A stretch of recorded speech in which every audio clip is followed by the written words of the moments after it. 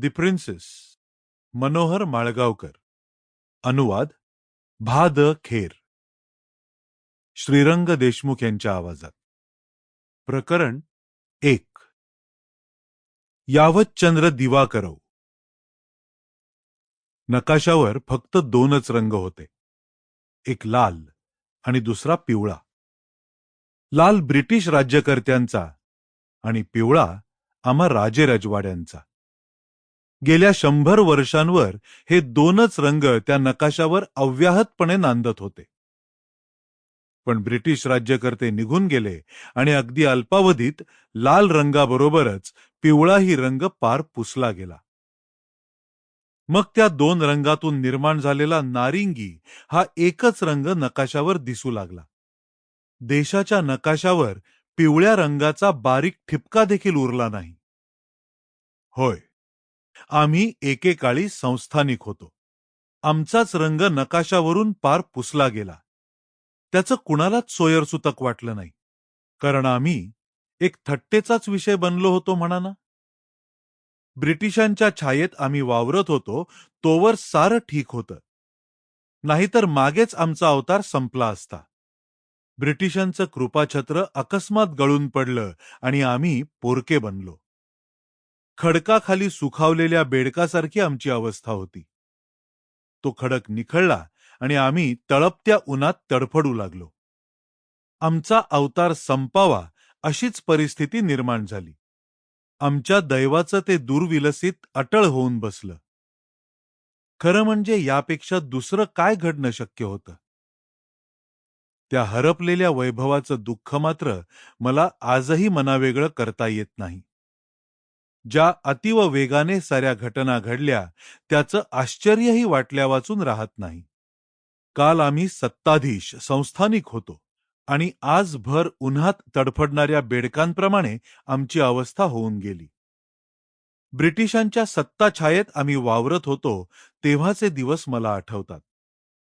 ते रेशमी मंदिल, ते शोभिवंत तुरे, ते किनकाफी झगे, ते मखमलीचे चढाव आणि ते सारं झगमगीत राजवैभव. मला ते सारं स्मरतं आणि ज्या द्रुतगतीने ते सारं वैभव नाहीसं झालं तेही अगदी स्पष्ट डोळ्यांपुढे दिसत राहतं. आमच्यापुरतं म्हणाल तर आम्ही असंच धरून चाललो होतो की कोणतीही शक्ती आमचा कायापालट करू शकणार नाही. यावत चंद्र दिवा करव आम्ही आहो असेच राहणार आहो, कारण ब्रिटिश राजमुकुटाच्या वतीनं आम्हाला तसा साक्षात शब्द मिळाला होता. आमची सार्वभौम सत्ता अबाधित राहील अशी अभिवचनं आम्हाला राणीच्या जाहीरनाम्यानंच मिळाली होती. फार लांब कशाला, 1938 सालच्या उन्हाळ्यातील एक गोष्ट. माझे वृद्ध पिताजी एखादा मंत्र म्हणावा त्याप्रमाणे एकच विचार सारखा घोकीत होते. माझं हे बेगवाडचं राज्य यावत चंद्र दिवाकरव नांदणार आहे. माझ्या बेडर घराण्याकडेच ते वंश परंपरागत राहणार आहे. मला तो प्रसंग चांगला आठवतो, कारण त्याच वेळी माझ्या पिताजींशी माझा तो खटका उडाला. ते इतके संतापले की त्यांनी मला समोर उभं देखील राहू दिलं नाही. संध्याकाळची वेळ होती आणि दरबार आटोपून पिताजी नुकतेच परत आले होते. आपल्या बैठकीच्या दिवाणखान्यात एका लोडाला टेकून ते बसले होते. साऱ्या दिवाणखान्यात व्याघ्राजिनाची बैठक अंथरली होती. 58 वाघांची कातडी एकत्र सांधून ती लांब रुंद बैठक तयार करण्यात आली होती.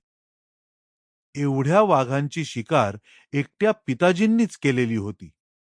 बैठकीवर त्यांचं संथचित्त मदिरापान चालू होतं. एवढ्यात कॅप्टन हैबतराम आत आला आणि त्यानं दिवे शिलगावले. पिताजी एकदम उठून उभे राहिले आणि दिव्यांच्या झुमराकडे बघून त्यांनी आदरपूर्वक नमस्कार केला. मीही पिताजींना लवून मुजरा केला.